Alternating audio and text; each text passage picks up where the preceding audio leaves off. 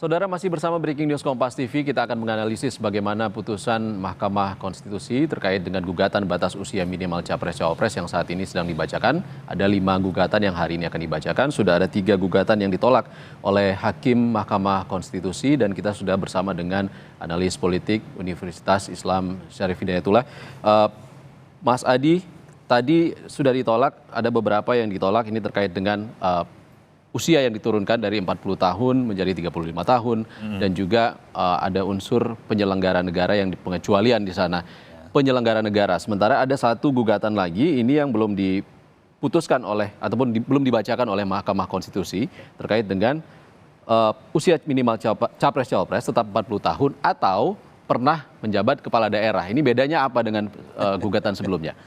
Ya, kalau kita melihat ya materi gugatan yang dilayangkan oleh sejumlah pihak, ini yang belum diputuskan kan hampir sama dengan nomor 55 yang dilakukan oleh Wagub Jawa Timur, kemudian Wali Kota Bukit Tinggi dan Wabub Lampung Selatan ya, bahwa umur tetap 40 tahun tapi atau pernah ya sebagai penyelenggara itu ditolak.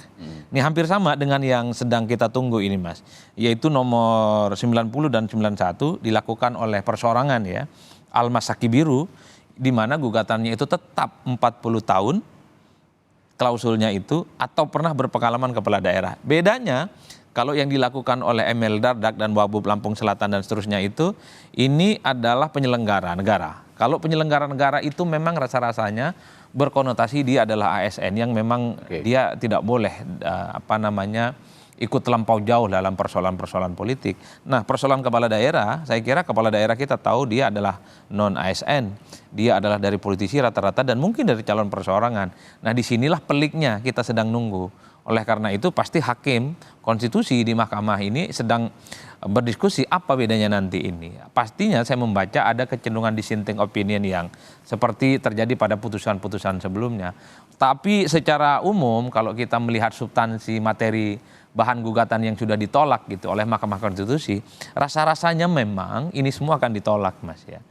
Prediksi Mas Adi? Ya, prediksi saya kecenderungannya ditolak karena secara substansi nggak ada persoalan apapun sih sebenarnya. Secara umum sama lah, umur nggak bisa diturunin ya, atau penyelenggara negara sudah ditolak, atau mantan atau pernah sebagai kepala daerah.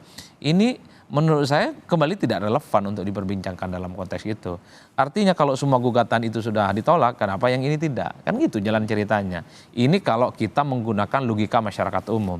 Tapi kita tidak tahu bagaimana tafsir hukum para hakim konstitusi nantinya yang sedang akan diputuskan ini. Ini pasal yang sangat krusial, yaitu nomor 9 dan 91 yang sedang digugat oleh Almas itu ya.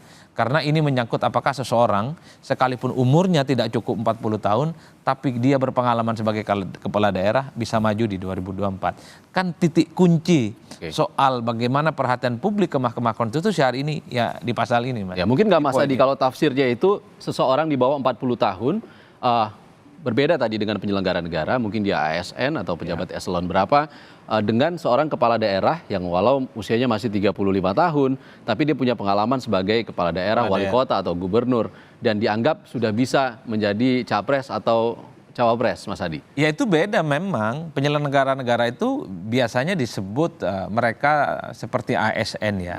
Tapi kalau dia adalah mantan kepala daerah, dia itu bukan ASN, dia bukan penyelenggara negara, tapi dia adalah pejabat publik dan dia berasal dari NONS, penyelenggara pemerintah. Biasanya rata-rata dari kalangan politisi ataupun kalangan profesional. Ini yang sepertinya tafsir para hakim itu akan berbeda, Mas. Kalau di atas tetap 40 tahun ditolak, di bawah pun juga ditolak 40 tahun. Yang berbeda itu penyelenggaranya ditolak, ini sekarang berpengalaman sebagai kepala daerahnya ditolak atau diterima. Ini yang saya sebut sebagai titik krusial. Sebenarnya yang diributkan, diperdebatkan, viral hari ini tentang apakah seseorang yang umurnya tak cukup 40 tahun, tapi dia pernah atau berpengalaman sebagai kepala daerah boleh maju atau tidak. Ini yang sebenarnya pasal kuncian yang sedang paling banyak ditunggu oleh publik. Kalau penyelenggara negara sudah ditolak, umur 40 tahun tak cukup sudah ditolak, iya kan? Diturunin 35 tahun sudah ditolak. Ini nih, kalau dari segi umur pastinya ditolak. ya, bahwa 40 tahun yang di poin 90 dan 91 ini ditolak nih, kan 40 tahun udah nggak bisa diturunin. Ya. Nah, ataunya ini Mas, atau pernah sebagai kepala daerah, nah ini yang kemudian menurut saya tunggu kita tafsirannya seperti apa oleh Hakim Konstitusi ini. Dan ini yang sangat berhubungan dengan isu yang sedang beredar beberapa hari ini, Wali Kota Solo yang dianggap dimuluskan dengan putusan MK ini. Betul, justru ini yang saya sebut bahwa pasal kuncian apakah Wali Kota Solo, Gibran Rakabuming Raka itu bisa berkesempatan maju atau tidak.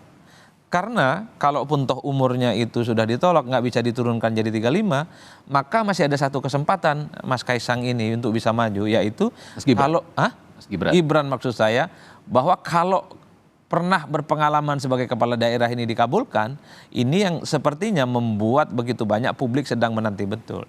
Tapi di luar itu sebenarnya Mas, kalau dilihat rata-rata kecenderungan, ini kan hampir sama ditolak. Apa yang kemudian membuat alasan mantan kepala daerah itu diterima? Ada nggak kira-kira?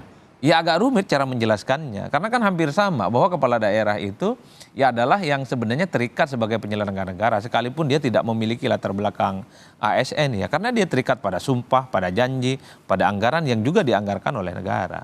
Mestinya di situ penyelenggarannya. Nah yang kedua, apakah kalaupun toh ada klausul penyelenggara, maksud saya kepala daerah itu juga disamakan dengan eksekutif? Presiden juga eksekutif kan, cuman problemnya adalah yang setara dengan eksekutif mungkin bisa disejajarkan kalau dia gubernur posisinya. Kalau kepala daerah posisinya gubernur mungkin masuk akal dia dianggap apple to apple sama-sama eksekutif. Tapi kalau posisinya dia adalah wali kota ataupun dia bupati, rasa-rasanya sekalipun dia pernah berpengalaman sebagai kepala daerah, pada level eksekutifnya itu agak jauh. Ini soal pusat dan sangat lokal. Masih level administratif. Masih level administratif. Ini yang sepertinya memang di kalangan para praktisi, akademisi hukum juga sedang dikuliti betul, Mas. Betul bahwa kepala daerah itu adalah eksekutif. Tapi eksekutif paling kecil, paling buncit, ya, paling bawah. Kalaupun toh disebut eksekutif, minimal dia itu adalah pernah kepala daerah, tapi konotasinya gubernur. Dia agak dekat dengan eksekutif presiden. Ini yang kemudian kenapa kalau kita lihat statement-statement dan tulisan-tulisan dari pakar hukum, terutama para pegiat hukum, pada konteks inilah kemudian kalau hanya sebatas mantan atau berpengalaman sebagai kepala daerah, tapi kepala daerahnya itu wali kota ataupun bupati, ini tidak masuk secara substansi perdebatannya.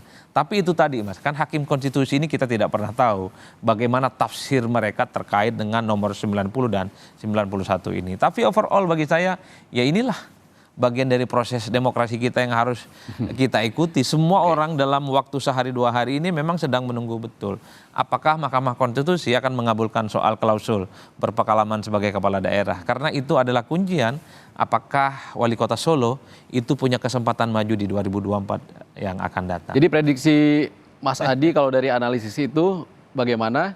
Tapi jangan dijawab dulu, kita masih akan kembali usai jeda.